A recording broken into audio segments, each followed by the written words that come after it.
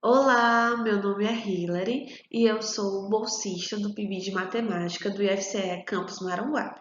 E hoje eu vou falar um pouquinho sobre o que é o triângulo de Sierpinski e a sua relação com a progressão geométrica. Vamos lá? Afinal, o que é o triângulo de Sierpinski? O triângulo de Sierpinski é o exemplo de um fractal autossimilar. Ele recebe esse nome em homenagem ao matemático polonês Wachtal Sierpinski, que foi o primeiro a descrever essa estrutura. O que é, né? Então, é o conjunto resultante da remoção sucessiva do triângulo equilátero do centro, quando se divide em um triângulo equilátero em quatro triângulos iguais. Mas o que é um fractal, que eu citei anteriormente? Os fractais são formas geométricas que possuem um padrão interessante em sua construção, formando figuras muitas vezes bonitas e intrigantes. Em um fractal, cada parte é similar ao todo. A área da matemática que estuda os fractais é conhecida como a geometria dos fractais, que analisa as propriedades e o comportamento das figuras de alta complexidade. Por exemplo, aqui nós temos esse fractal, que temos um todo, e se nós repartirmos um pouquinho dele só, ele vai ter essa reprodução, e se a gente tirar mais um pedacinho dele, vocês percebem que ele é autossimilar para no final ter essa construção. Ou seja, ele sempre vai ser autossimilar ao seu início, até termos uma construção final. E um exemplo de fractal na natureza, temos, por exemplo, os flocos de neve. O floco de neve, se a gente for parar para analisar, ele tem um padrão nos seus cristais. Esse é um exemplo de um fractal na natureza. Na matemática, pelo fato de termos uma figura plana aqui, como por exemplo, nós temos o quadrado, não é verdade? Tendo a sua repetição, né? Então, ele se torna já um fractal. Agora eu vou falar um pouquinho sobre as propriedades do triângulo de Sierpinski. O ponto médio de cada lado do triângulo inicial se torna um vértice de um novo triângulo. Assim, os triângulos gerados na próxima interação possuem metade do comprimento e metade da altura do triângulo inicial. Além disso, cada novo triângulo possui um quarto da área do triângulo a partir do qual foi gerado. Ou seja, nós temos aqui um triângulo equilátero, ok? Todos os lados são congruentes, os ângulos iguais, e fizemos a marcação do seu ponto médio de cada lado. Marcação 1, 2 e 3. Vocês conseguem visualizar que se traçarmos uma reta ligando essas três marcações, nós vamos obter um novo triângulo, não é verdade? Ó, deixa eu tentar aqui. Gente, é para ser reto. Ó, vocês conseguem visualizar que obtivemos mais um triângulo nessa figura? Ou seja, temos um total de 4 triângulos. Mas lembrando que a propriedade do triângulo de Sierpinski, ele vai descartar o triângulo do meio. Ou seja, ele vai estar contando sempre com os seus que estão nas extremidades. Tudo bem? Então, essa é a propriedade para valer a existência do triângulo de Sierpinski. Agora eu vou mostrar um pouquinho formas de construir o triângulo de Sierpinski. É possível construir o triângulo de Sierpinski através de um processo interativo que tem como ponto de partida um triângulo equilátero, como a gente mostrou no slide anterior. Aqui temos um triângulo equilátero e fizemos a divisão, a determinação dos seus pontos médios de cada lado. Na primeira interação, determina-se os pontos médios de cada lado dessa figura e une-se os pontos. Depois, remove o triângulo do meio. Na segunda interação, esses passos são repetidos para cada um dos triângulos restantes. Esse processo pode ser repetido indefinidamente, dando origem ao famoso fractal conhecido como triângulo de Sierpinski.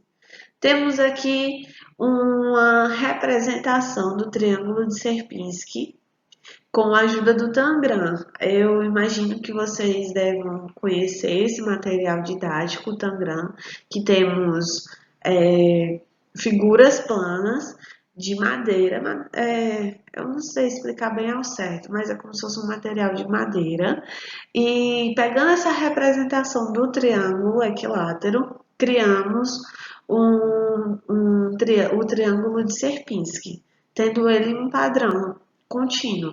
Mas vocês também podem realizar como, se não tiver esse material didático em posse, você pode cortar com papel, você pode fazer com papel, fazer triângulos equiláteros e criar sua representação do triângulo de Sierpinski. Agora eu vou falar um pouquinho sobre níveis do triângulo de Sierpinski. O que seriam esses níveis?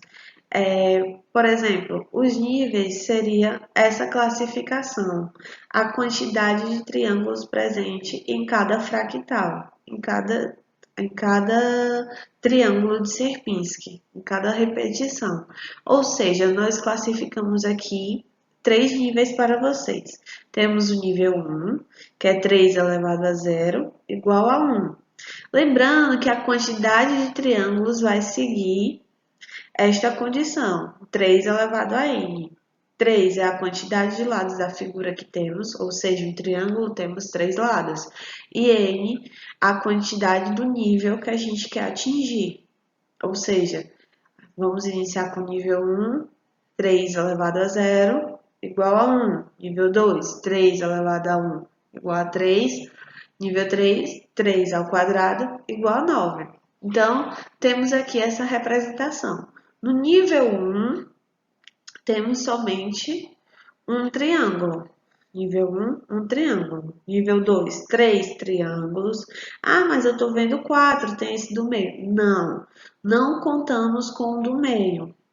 De acordo com o início lá que eu citei, não podemos contar com essa parte da figura, porque essa é uma das propriedades que cita, né, que para a existência do triângulo de Sierpinski temos que descartar o triângulo que foi gerado através dos pontos médios. E, consequentemente, temos o nível 3, que é o 3 ao quadrado igual a 9, obtendo 9 triângulos, assim seguindo a sua sequência. Pode ser de forma indefinida, como eu havia citado nos slides anteriores. Agora a gente vamos ver aqui um pouquinho da aplicação do triângulo de Sierpinski na progressão geométrica. Utilizando o conhecimento sobre a soma de todos os termos e o termo geral da progressão geométrica, resolva os seguintes itens. Agora a gente vai praticar, né? Um pouquinho que a gente entendeu sobre o que é o triângulo de Sierpinski e agora a gente vai relacionar sobre o que a gente já sabe sobre progressão geométrica, que é o que? A soma de todos os termos e o termo geral. Vamos lá. Item A. Qual é a soma dos triângulos que estão ordenados do primeiro ao quinto nível do triângulo de Sierpinski? Item B. Quantos triângulos tem no sétimo nível do triângulo de Sierpinski? Eu vou deixar aqui, vocês tirem print, para dar pausa aí, fique à vontade para fazer, mas eu vou continuar. Aí vocês voltam e vocês vêm ver se está tudo certo, tudo ok. A resposta está tudo ok. Vamos lá fazer aqui o primeiro. Pronto, agora a gente vai resolver aqui esse primeiro item, que é o item A. Qual é a soma dos triângulos que estão ordenados do primeiro ao quinto nível no triângulo de Sierpinski? E aí, qual a primeira coisa que a gente deve fazer? A primeira coisa que a gente deve fazer é identificar o quê? A soma é o termo a fórmula da soma de todos os termos de uma PG, não é verdade? Então, temos que o quê? A soma da quantidade de N, né, de termos que a gente vai ser pedido, igual a 1 vezes Q elevado a N menos 1, dividido por Q menos 1.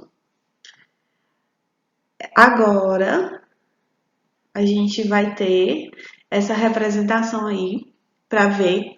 Lembra da ideia lá dos níveis que eu mostrei anteriormente? Pronto. A gente vai ver do primeiro ao quinto nível. Então, nós vamos ter aqui o primeiro nível, segundo, terceiro, quarto, quinto nível. Esse é até o quinto nível do triângulo de Sierpinski. Mas o que a questão está pedindo? Ele quer saber a soma de todos os termos. Ele quer saber a soma de todos os triângulos aqui, que vai estar presente nesta sequência. E aí, o que a gente faz agora? A gente precisa encontrar o quê? Quem é o nosso primeiro termo, né? Na nossa sequência. A gente entende que é o nível 1, né? Que é o 1. A gente só tem um triângulo. 1. Depois a gente encontra a nossa razão, que é o quê? É o nosso segundo termo, que é o 3. Nós temos 1, 2, 3, 3, dividido pelo anterior. Ou seja, 3 dividido por 1 igual a 3. Então, Q é igual a 3. Agora, o que a gente precisa fazer é só substituir na fórmula. Aonde for A1, a gente coloca 1, aonde for Q, a gente coloca 3. Então, aí, como a questão está pedindo até o quinto nível, aonde for N aqui, né, nessa parte aqui da soma, a gente coloca o 5, porque a gente quer saber a soma até o quinto nível. Então, vamos ver como é que vai ficar. Substituindo na fórmula, né, ficou 1, porque o nosso A1 é 1, 1 vezes 3 elevado a N menos 1, dividido por 3 menos 1.